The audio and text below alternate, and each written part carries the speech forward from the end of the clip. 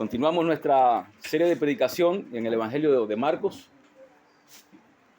Así que quiero animarles a que busquen el capítulo 2, los versículos del 13 al 22.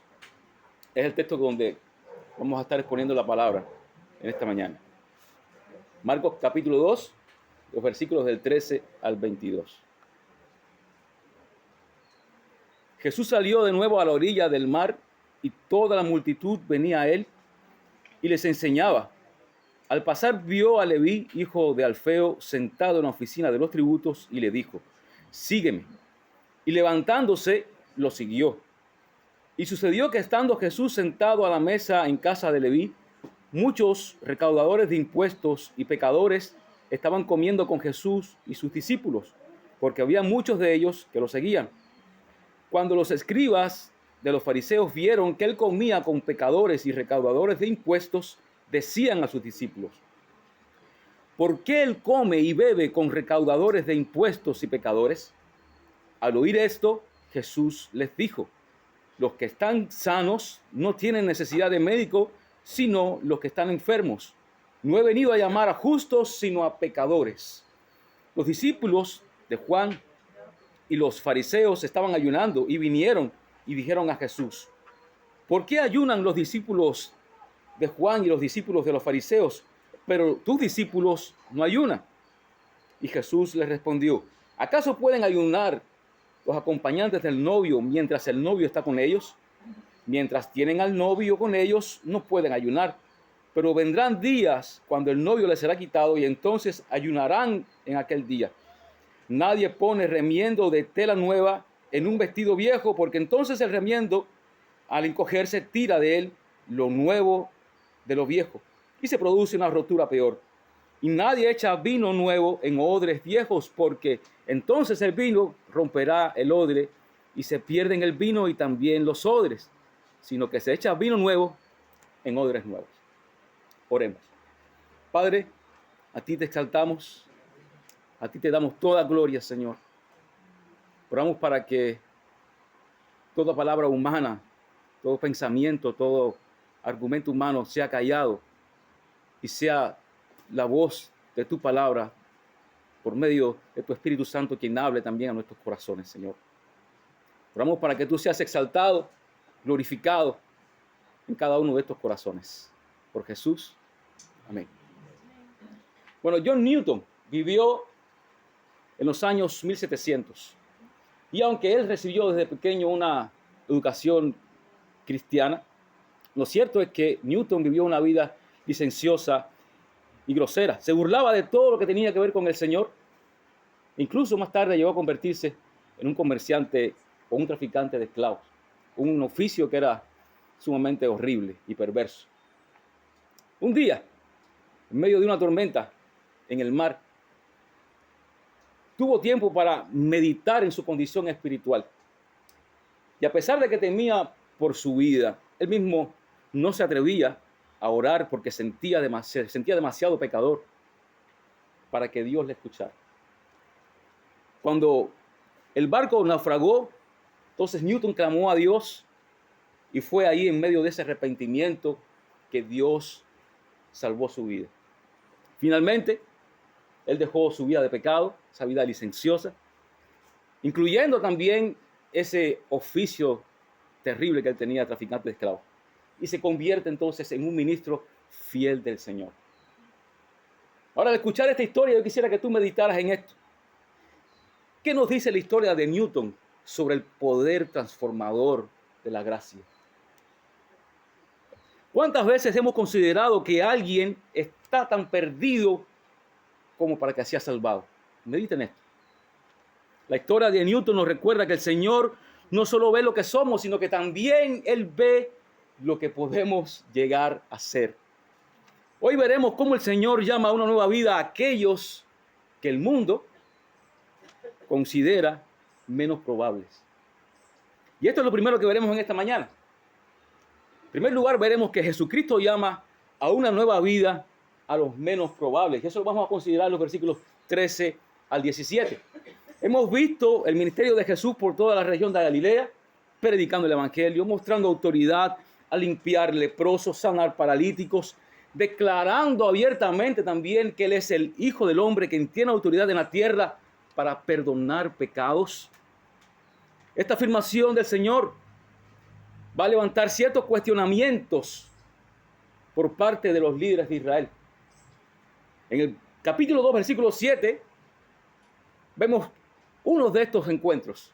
¿Por qué habla este así? ¿Quién puede perdonar pecados sino Dios? Marcos comienza este nuevo encuentro de Jesús y los líderes de Israel en la casa de Leví, luego de llamarlo a seguirlo. Versículos 13 al 14. Jesús salió de nuevo a la orilla del mar, y ya toda la multitud venía a él y les enseñaba.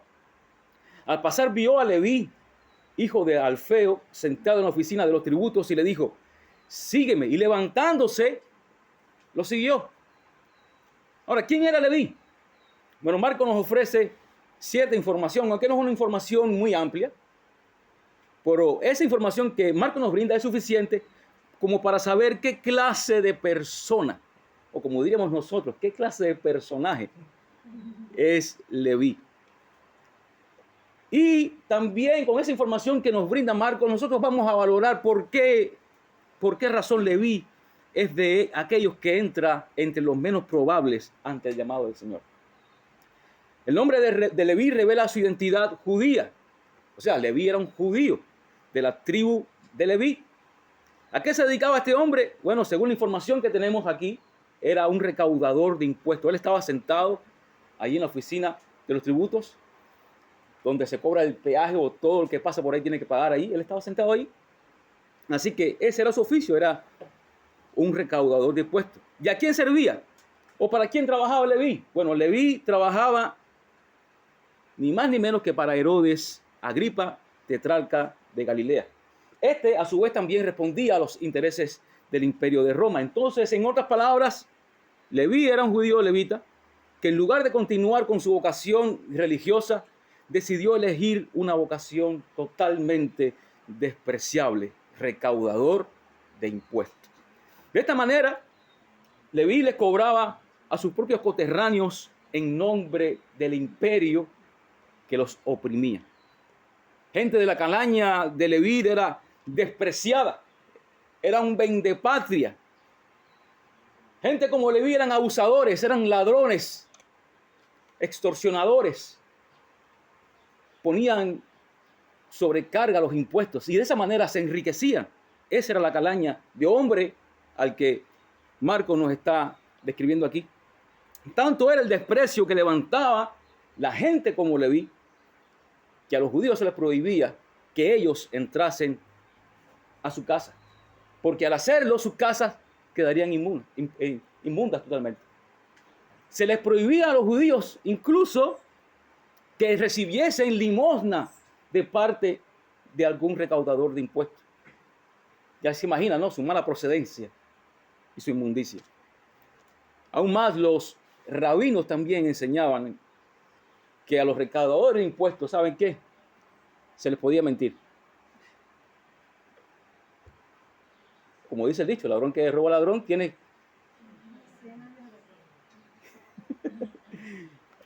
Fíjense, se les enseñaba que a los recaudadores de impuestos se podía mentir. Al final, ellos estaban salvando sus intereses, salvando sus tierras. Así que Leví le había vendido su alma al dinero. Este era su Dios. Pero Leví tenía una condición mucho peor. Leví estaba muerto espiritualmente. Estaba muerto. Estaba esclavizado por el pecado. Por eso Leví necesita un toque extraordinario del Señor. Jesús vio en Leví a un pecador que necesitaba salvación, no a un delincuente que merecía condenación. Leví, quien es con mucha certeza nuestro gran conocido Mateo, y cuyo nombre se traduce don de Jehová o regalo de Dios, recibió el mayor de los regalos. ¿Saben cuál fue ese mayor regalo? Recibió el perdón de sus pecados. Es por eso que Leví, un hombre muerto en delitos y pecados, al escuchar el llamado del Señor, resucitó a una nueva vida, levantándose y siguiendo a Jesús. No fue la autodeterminación de Leví, sino el llamado soberano de Jesucristo, quien con su palabra infunde vida, llamando al marginado y pecador Leví a una nueva vida en Cristo. Por eso podemos ver que en el capítulo 3, versículo 18, su nombre figura en la lista de aquellos que son discípulos del Señor y a los cuales el Señor también envía. Mis hermanos, tengamos la certeza de que Jesús ve en nosotros lo que nadie más puede ver. Tengan esa certeza y también tenga esta convicción. Jesús también nos convierte en aquello para lo que Él ha destinado que seamos nosotros. ¿Saben qué cosa? Nuevas criaturas. El hecho de que seamos nosotros nuevas criaturas en Cristo nos mueve a no callarnos el obrar del Señor en nosotros. Es como causa-efecto. Y eso lo vemos también en la vida de Leví. Como muestra de agradecimiento por el llamamiento del Señor, Leví dio un banquete en honor a Jesús y a sus discípulos. Así que también a este banquete se les reunieron, dice Marcos aquí un detalle importante, muchos recaudadores de impuestos y pecadores. O sea, que era una cena bastante concurrida. Este grupo que aparece aquí identificado como pecadores hace referencia a judíos comunes, aquellos que no vivían bajo los escrúpulos y de las tradiciones de los líderes de Israel. Esas reglas farisaicas. Estos también, al igual que los recaudadores de impuestos, vivían marginados, vivían rechazados. Y Marcos nos deja aquí una nota importante. Muchos de estos marginados y rechazados, pecadores, ¿saben qué hacían? Seguían a Jesús. Seguían a Jesús. ¿Por qué seguían a Jesús? Porque ellos sabían que eran personas que necesitaban de la gracia maravillosa, de la gracia extraordinaria del Señor.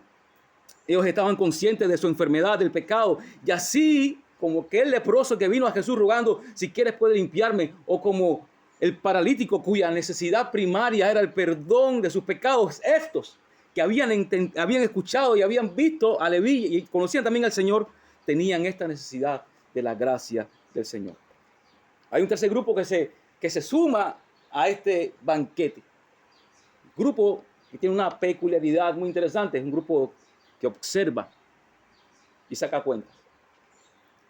Este es el grupo de los escribas de los fariseos. Ahora bien, los que pertenecían a este grupo seguían a maestros, en este caso a los fariseos. Estos fariseos eran uno de los grupos religiosos más influyentes de Israel. Su nombre se puede traducir como separatistas. Ellos se obsesionaron tanto con la santidad que se separaron de cualquier cosa que representara impureza ritual. Otras de las características de los fariseos es que eran estrictos cumplidores de la ley o de la Torá. Y también, no solamente de la ley o de la Torá, sino también de la ley oral o de las tradiciones. Y a esto precisamente se dedicaban los escribas. Ellos reinterpretaban la ley. Y su reinterpretación llegó a un nivel que tenía la misma equivalencia de las escrituras, de la Torá. En estas tradiciones eran como una especie de valla, una especie de salvaguarda o de muros que estos fariseos y escribas ponían alrededor de la ley. Lo curioso es que una de esas vallas o tradiciones que ellos precisamente habían puesto alrededor de la ley era precisamente lo que estaba violando Jesús.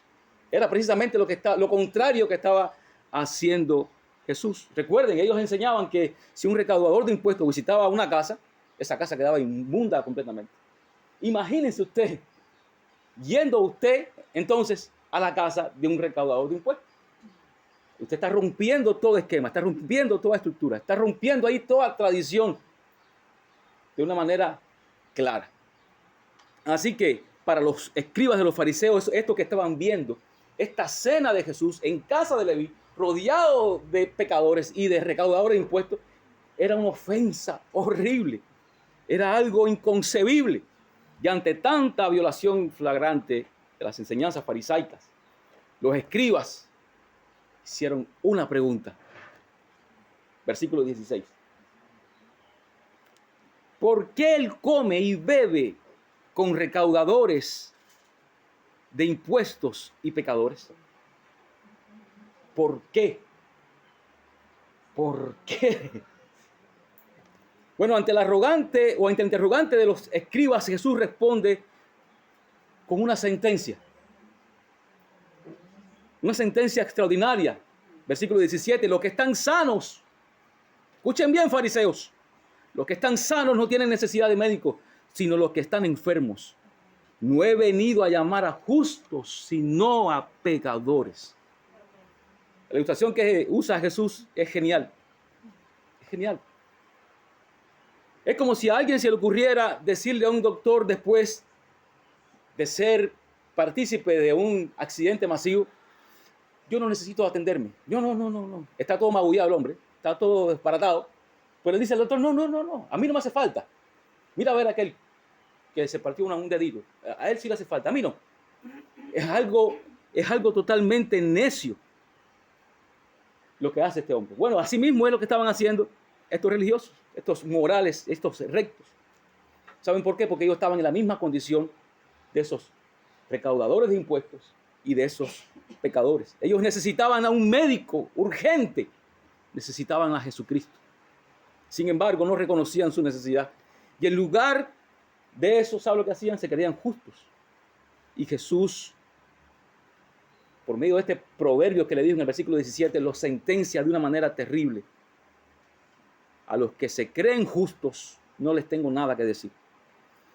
A los que se saben que son pecadores, a los que saben que necesitan salvación, he venido para llamarlos, he venido para sanarlos, haciéndoles o dándoles una nueva vida. ¡Wow! Gloria a Dios. Gloria a Dios por eso, mi hermano. Aquí podemos ver el fuerte contraste entre las enseñanzas de Jesús y las tradiciones de los fariseos. Vemos cómo luce una religión carente de gracia, vemos cómo luce una religión carente de misericordia ante la gracia inexplicable del Señor llamando a pecadores al arrepentimiento. Es un contraste grandioso. Saben, hay infinidad de ejemplos, tanto antiguos como actuales, de pecadores que han sido transformados por el Señor. Yo creo, y saco mis cuentas, de que si nos ponemos a enlistar todos aquellos pecadores que han sido llamados y se les ha dado nueva vida en Cristo, yo creo que tardaríamos meses, quizás años. Pero la realidad es que muchos son. Son tantos que puedes mirarte a ti mismo.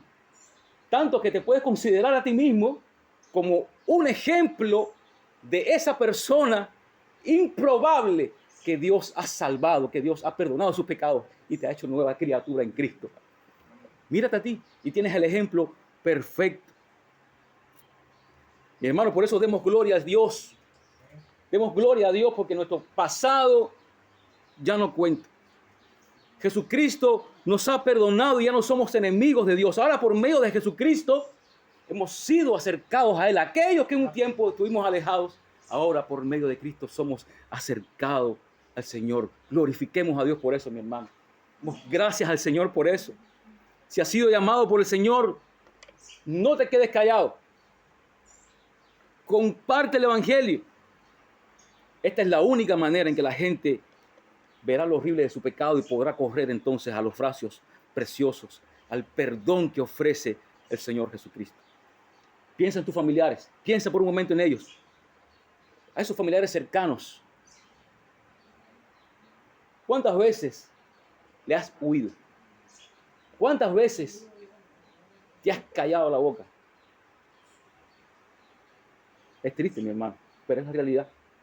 Piensa en esos familiares tuyos cercanos. No te aísles de ellos. Saben, recuerda que el Evangelio es la buena noticia. Por esa buena noticia tenemos que compartirla. No podemos quedarnos con ella, no podemos ser egoístas. Debemos anunciar que en Jesucristo hay perdón de pecados. Hay restauración a través de la fe en los méritos de Jesucristo. Recordemos, hermanos, que Dios escoge a los insensatos, aquellos que son más débiles, aquellos que son más bajos, para avergonzar a los sabios, para avergonzar a los fuertes, a fin de que nadie se jacte ante su presencia. ¿Saben? La actitud de los fariseos es una advertencia para nosotros hoy. Es una advertencia de no despreciar a la gente, porque no somos como ellos, o porque ellos no son como nosotros. Esto es una advertencia clara A veces vivimos como los fariseos, separados, apartados. No nos queremos embarrar las manos, no queremos oler a nada que nos contamine. Pero tengamos cuidado, mi hermano, porque así mismo pensaban estos fariseos. Y condenaban a aquellos a los cuales Cristo vino precisamente a predicarles el evangelio. Cuidado, cuidado, no vayas a pensar que tú no eres como el dependiente del mercado, que te roba. Yo no soy así. Yo soy tan fiel. No puedo mirarlo, no puedo. Cuidado con eso, mi hermano. Cuidado con aquellos que nosotros consideramos corruptos. Cuidado. No creamos nosotros que somos más justos que ellos. Reconozcamos siempre nuestro pecado. Reconozcamos siempre eso y acudamos a Jesucristo. Somos pecadores que necesitamos desesperadamente la gracia del Señor. No somos mejor que nadie. Yo no soy mejor que nadie. Tú no eres mejor que nadie. Somos pecadores que merecemos o necesitamos, disculpen, desesperadamente la gracia del Señor. Pero Marcos nos quiere dar un detalle más acerca de la nueva vida que Cristo ofrece a los pecadores. Y este detalle es que la presencia de Jesús trae alegría y no tristeza. Los versículos 18 al 22. Ahora recuerde la escena. Jesús está sentado a la mesa en casa de Leví, compartiendo una gran cena. Y aquí hay varias cosas implícitas que debemos notar. Esto no era una simple comida. Eso es lo primero que vamos a notar. No era una simple comida, era una celebración. O sea, no solamente estaban llenando su barriga o matando al hambre. No. Ellos estaban celebrando. Estaban celebrando la nueva vida de Leví. Se le habían perdonado a Leví todos sus pecados y el privilegio ahora de ser uno de los discípulos del Señor. ¡Wow! ¡Qué celebración! En segundo lugar, esta cena era una invitación a los que se veían o aquellos que veían su verdadera condición de pecadores y entendían que solamente en Jesucristo podía encontrarse perdón, que solamente Jesús los podía sanar. Y la tercera cosa implícita aquí es que la alegría y el gozo por el perdón de los pecados y la nueva vida en Cristo se hacía aún más evidente porque Jesús estaba allí, en medio de ese banquete, comiendo y celebrando con aquellos recaudadores de impuestos y pecadores. En esta segunda parte de nuestro texto no terminan los cuestionamientos. Por el contrario, esto es como si fuesen creciendo, ¿no es así? Hay otra pregunta también que surge aquí. Y esta pregunta surge también precisamente por cuestión de comida. Jesús está comiendo con recaudadores de impuestos y con pecadores. Y ahora nuevamente los fariseos veían que su tradición estaba siendo amenazada por esta enseñanza que abría las puertas de la gracia, no a los justos y santos religiosos, sino a todos. A todos. Ellos veían una amenaza aquí terrible. Y esta pregunta está relacionada a la piedad desde la perspectiva de los fariseos, y es específicamente sobre el ayuno. Mientras Jesús y sus discípulos estaban celebrando esta cena maravillosa, los discípulos de Juan y los discípulos de los fariseos estaban ayunando. Noten eso, que es muy importante. Mientras un grupo estaba en total ayuno, otro estaba celebrando. Así que estos dos grupos se acercaron al Señor y le preguntaron, versículo 18, ¿por qué ayunan los discípulos de Juan y los discípulos de los fariseos? Pero tus discípulos no ayunan. Aunque esta pregunta estaba dirigida explícitamente a los discípulos, implícitamente también incluía al Señor. Es como si le dijeran, si eres tan espiritual, ¿por qué no animas a tus discípulos a vivir de acuerdo a las altas normas religiosas que ya están establecidas? Si eres tan espiritual, ¿por qué ignoras eso? ¿Por qué te rebelas contra eso que ya está establecido y ordenado y estipulado? ¿Por qué? Bueno, para entender esta pregunta por parte de los fariseos, debemos saber algo importante. Y es que la ley, la Torá, requería ayunar una vez al año. En Levíticos 16 está estipulado así, que una vez al año se hiciese ayuno general en todo Israel.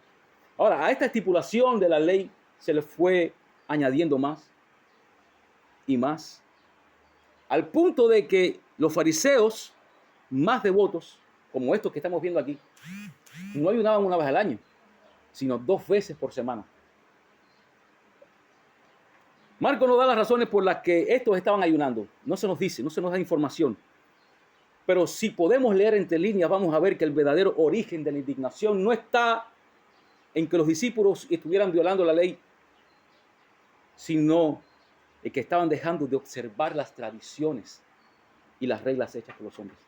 Ahí no estaba el problema. Ellos no estaban preocupados tanto por la ley, porque ni siquiera era día de la expiación. Ellos estaban preocupados porque si hoy tocaba ayuno, miércoles, ¿por qué no estás ayunando? ¿Por qué? Me encanta el razonamiento de MacArthur al respecto. Dice MacArthur, fue hipocresía y legalismo, no santidad o amor por Dios lo que motivó el enfrentamiento de los dirigentes religiosos. Ahí está el punto. Fue la hipocresía, fue el legalismo, no fue la santidad a Dios, no fue el amor a Dios lo que movió a esta pregunta. Una vez más, los líderes religiosos estaban en desacuerdo con las enseñanzas de Jesús. Eso se ve más evidente al final de este capítulo, versículos 23 al 28, y en el capítulo 3, los versículos 1 al 6, donde nuevamente Jesús es cuestionado por hacer lo que no es lícito en el sábado, por hacer lo que no es lícito, nuevamente según las costumbres de los escribas y los fariseos. Ahora miren la respuesta de Jesús, versículos 21 al 22. La respuesta del Señor no se hizo esperar. Y ahora lo va a hacer por medio de 3 metáforas. En la primera de las metáforas, 19 al 21, Jesús resalta la imposibilidad de que sus discípulos ayunen. ¿Por qué? Porque Él, Jesucristo, es la verdadera razón del gozo. ¿Por qué los discípulos no ayunan? Porque Él está presente. Él es el motivo de la alegría. Él es el motivo de la satisfacción. Él es el motivo del gozo. Por tanto, ellos no tienen que estar llorando. Por tanto, no tienen que estar sufriendo. Claro que va a llegar ese momento. Claro que va a llegar ese tiempo. Pero ahora ellos no tienen que ayunar. Por medio de 2 ilustraciones más tomadas de la vida diaria, Jesús deja en claro lo inapropiado que hubiera sido que los discípulos ayunaran. Es como si lo hiciesen, es como si la venida o la presencia de Cristo ahí con ellos, en lugar de traer alegría, trajese calamidad. ¿Ven las razones? El Señor ha venido a llamar a pecadores, mis hermanos. Él ha venido a brindar gozo abundante, como ya vimos en el versículo 17, llamando a pecadores a su reino. Cristo vino al mundo para traer gozo abundante por medio de su muerte en la cruz. Nos dio plena salvación. Ahora vivimos en la realidad de Dios con nosotros y Dios en nosotros. Escucha lo que dice Juan 14, 16 al 17. Y yo rogaré al Padre y Él os dará otro consolador para que esté con vosotros para siempre. Es decir, al Espíritu de verdad, a quien el mundo no puede recibir porque ni le ve ni le conoce. Pero vosotros sí le conocéis porque mora con vosotros y estará en vosotros. Esa misma verdad la vuelve a reafirmar Juan en su primera carta, capítulo 3, versículo 24. Y en esto sabemos que Él permanece en nosotros por el Espíritu que nos ha dado. Los que reconocen a Cristo como su Señor y Salvador no deben tener una actitud de tristeza, sino una actitud alegre, un corazón alegre y una mente llena del gozo del Señor. Y esa es la verdad que este texto nos está enseñando, mi hermano. Esta es la verdad que Marcos quiere que nosotros entendamos. Jesucristo ha venido a llamar a pecadores a una nueva vida de gozo. Ese es el punto. Jesucristo ha venido a llamar a pecadores a una nueva vida de gozo. Con su venida Jesús trajo sanidad a los enfermos, liberación a los endemoniados, alivio a los afligidos, limpieza a los leprosos, comida a los hambrientos, restauración a los lisiados y sobre todo trajo salvación a los perdidos en el pecado. Este nuevo orden de cosas que no encaja en el antiguo molde del ayuno ordenado por el hombre es lo que Cristo ha traído. En otras palabras, lo nuevo es incompatible con lo viejo. No se me ofendan. Pero es lo que el Señor está enseñando. Lo nuevo es incompatible con lo viejo. Y ese es el mensaje que vemos en estas dos nuevas imágenes, o posteriores imágenes que usa el Señor, los versículos 21 al 22. Lo nuevo representa la gracia, representa el perdón de pecados, la presencia del Señor y el gozo de estas realidades. Eso es lo que representa lo nuevo. Lo viejo representa a los fariseos, a los escribas. Ellos seguían aferrados a sus tradiciones, creyéndose justos, estando ciegos totalmente a la realidad del Mesías que tenían delante. Ellos estaban ciegos. Lo tenían delante y no lo veían. Lo nuevo es lo que Leví y sus amigos disfrutaron junto al Señor y sus discípulos. Lo nuevo, mi hermano, lo nuevo es lo que tú y yo hoy disfrutamos al recibir el perdón de nuestros muchos pecados, viviendo y disfrutando de la presencia del Señor. Eso es lo nuevo aquí. Eso es lo maravilloso y lo extraordinario que Marcos nos está comunicando a nosotros como iglesia hoy. Somos dichosos, somos bienaventurados, porque nuestros muchos pecados han sido perdonados y ahora la presencia del Señor habita en nuestros corazones. Gloria a Dios por eso, mi hermano. Gloria a Dios por eso. Y eso a veces no se puede ni explicar. A veces no se puede ni explicar. ¿Saben por qué? Porque hay creyentes que abrazan la muerte sin miedo y en total confianza, porque han entendido esta verdad. Han creído esta verdad. Este viernes precisamente estaba hablando yo con el pastor Ander. Y él me contaba sobre cómo su hermana enfrentó la muerte. Y él me decía que enfrentó ella la muerte con una paz increíble, con una seguridad en Cristo indescriptible. ¡Wow! Yo quisiera morir así. Yo quisiera morir así. ¿Saben? Eso solo lo puede hacer, eso solamente lo puede vivir alguien cuyos pecados han sido perdonados. Eso solamente lo puede lograr alguien que ha entendido su necesidad de Jesucristo. Alguien que ha confiado completamente en Él y que disfruta de la presencia del Señor, que ya no quiere ni soporta más un día más en este mundo. Quiere partir con el Señor a su presencia con gozo. Eso lo viven personas así, creyentes así. Saben, para la audiencia de Marcos, este texto les animó a regocijarse en el Señor. Ellos eran gentiles y también por parte de los judíos de su tiempo eran considerados inmundos, al igual que aquellos publicanos y al igual que esos pecadores de nuestra historia. Este texto de Marcos también animó a esa primera audiencia a regocijarse en el Señor, aún a pesar de las terribles persecuciones que ellos como creyentes estaban enfrentando de parte del Imperio de Roma. Nosotros hoy también somos animados, aunque no somos esa primera audiencia, también al igual que ellos, somos nuevas criaturas en Cristo. ¿Dices amén a eso? Amén. Sí. También somos gentiles que por la gracia del Señor hemos sido salvados por medio de Jesucristo y quienes también enfrentamos oposición. Diariamente enfrentamos oposición. Por eso quiero animarte a que te regocijes en el Señor por lo que ha hecho al perdonar tus muchos pecados. Mi hermano, regocíjate en el Señor. Alégrate en el Señor.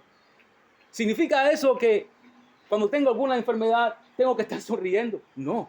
Significa que tu esperanza no está aquí. Significa que tu esperanza está puesta completamente en Jesucristo. ¿Saben? Por eso también quiero animarte a que demos a los medios de gracia el uso correcto. Por eso, revisa tus motivaciones. Revisa tus motivaciones cuando ayunes. ¿Saben por qué? Porque el evangelio es incompatible con el legalismo. Revisa eso. Además, sí, ayunemos. Claro que sí, pero hagámoslo consciente de que Cristo es nuestra mayor necesidad, hermano. Amén. Él es nuestra mayor necesidad. No ayunemos meramente para obtener algo del Señor. Adorémosle por su presencia en nosotros. Así, con esa actitud, ayunemos al Señor, sí. Disfrutemos el perdón que por su gracia nos ha sido dado por medio de Cristo. Él ha establecido el nuevo pacto por su sangre, de manera que ahora tenemos libre acceso a Dios. ¿Sabe qué? En cada uno de aquellos que hemos creído en el Señor habita el Espíritu Santo. Por tanto, esta verdad debe afectar tu vida. Así que déjame preguntarte, ¿cómo respondes ante la gracia y presencia del Señor? ¿Cómo respondes ante el llamado del Señor? A los que están aquí y a los que también, mediante el Señor también, escuchen este sermón y todavía no han confiado en el Señor, déjame decirte que debes verte perdido antes de ser salvado. Debes saber que estás espiritualmente enfermo antes de poder ser sanado espiritualmente. Debes saber que estás espiritualmente muerto en pecado antes de poder ser vivificado espiritualmente por el Señor. Esa es la realidad. Eres un enfermo. Padeces una enfermedad horrible. Esa enfermedad horrible es el pecado. Por eso necesitas a Jesucristo. Por eso ven a Jesucristo. Él solamente puede perdonar tus pecados. Él solamente puede darte vida y una vida nueva. Y una vida que se deleite completamente en su presencia. Concluyo. John Newton, el traficante de esclavos que fue llamado y salvado por Jesucristo, aquel que les hablé al principio, fue el compositor de uno de los himnos más famosos y cantados en la cristiandad. Me refiero al himno de Sublime Gracia o Asombrosa Gracia. ¿Saben? Y él lo escribió precisamente al meditar en la gracia inexplicable del Señor que nos salvó. Así que en sus últimos años, siendo ya un anciano, escribió lo siguiente: mi memoria se ha ido casi por completo, pero aún así recuerdo dos cosas muy claramente: que soy un gran pecador y que Cristo es un gran Salvador. ¡Wow! Mis hermanos, que podamos vivir nuestra vida cristiana de esta misma o con esta misma perspectiva, reconociendo, sabiendo que somos pecadores, que hemos sido llamados por el Señor a una nueva vida y a disfrutar de su presencia con gozo. Así que recuerda, Jesucristo ha venido a llamar a pecadores a una nueva vida de gozo. Oremos. Padre, una vez más te exaltamos, una vez más te adoramos, porque has hecho lo que para nosotros es imposible. Has limpiado nuestro pecado, nos has sanado de esta enfermedad horrible, que aunque todavía no se ha consumado completamente, aunque aún esperamos ese término, oramos para que tú nos ayudes a recordarnos cada día esa verdad. Nos has dado nueva vida en Cristo. Somos nuevas criaturas. Ahora en nosotros habita tu espíritu, tu presencia, tu persona, Señor. Ayúdanos que durante toda esta semana podamos recordar esta verdad y así vivamos para tu gloria, Señor. Por Jesús. Amén.